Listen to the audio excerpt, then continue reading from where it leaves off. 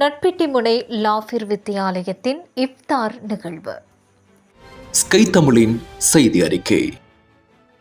நட்பிட்டிமுனை லாஃபிர் வித்தியாலய நிர்வாகம் ஏற்பாடு செய்த வருடாந்த இஃப்தார் நிகழ்வு பாடசாலையின் கேட்போர் கூடத்தில் இடம்பெற்றது.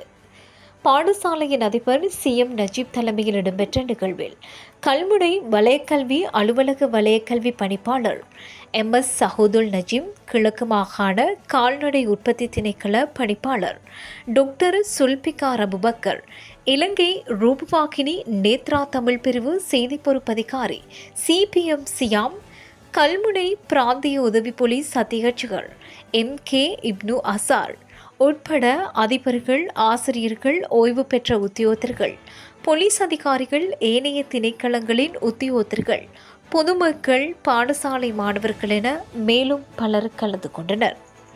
இதன்போது மார்க்க சொற்பொழிவினை மௌலவி AM ரவுஃப் ஹாமி நிகழ்த்தினார்.